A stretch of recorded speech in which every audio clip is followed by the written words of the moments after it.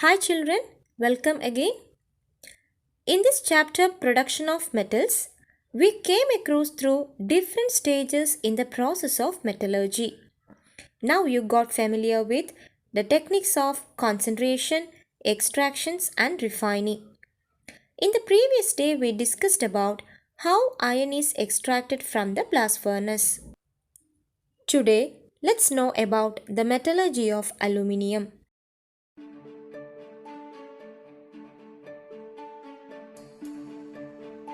Aluminium, the chemical element with the symbol Al and with atomic number 13. It is the third most abundant element and the most abundant metal in the earth crust. Aluminium has a silvery white appearance and displays many unusual properties. No other metal can be used in so many ways as aluminium. Children, let's have a look at about the various uses of aluminium.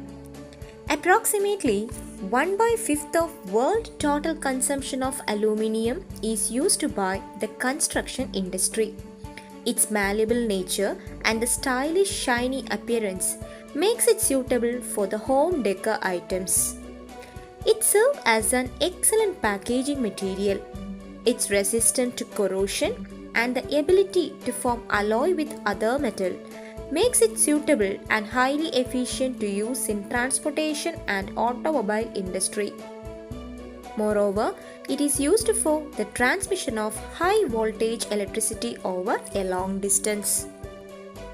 Alright, now you saw how we make use of the various characteristics of the metal aluminium in our daily life. So list out the characteristics of this metal on the basis of its uses. Let's know about the history of aluminium. In olden days, the cost of extraction of aluminium was very high and it was costlier than gold. This metal later became the common man's metal through Hall-Héroult process.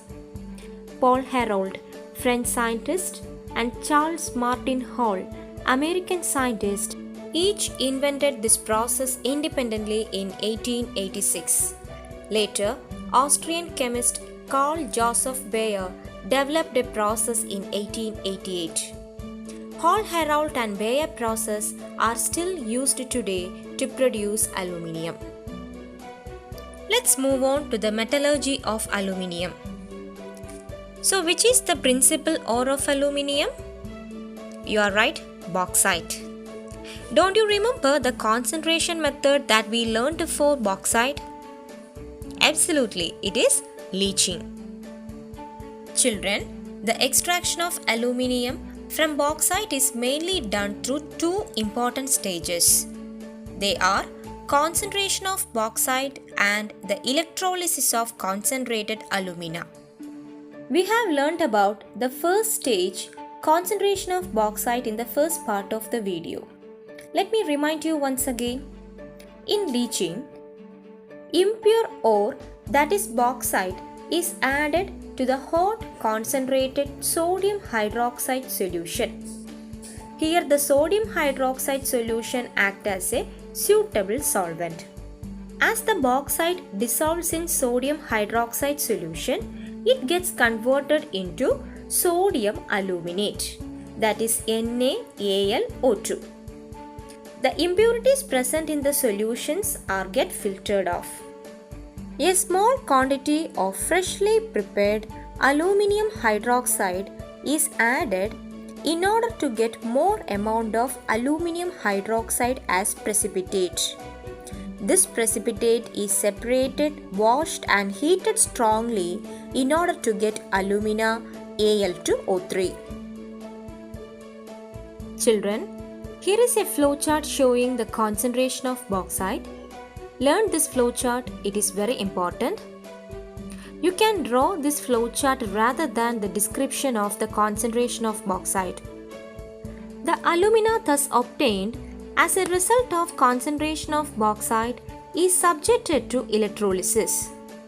We know that aluminium is manufactured by the reduction of alumina using electricity as the reducing agent. Why we are using electricity? Because the reactivity of aluminium is very high. Alright children, let's learn about the second stage in the process of extraction of aluminium in the part B video.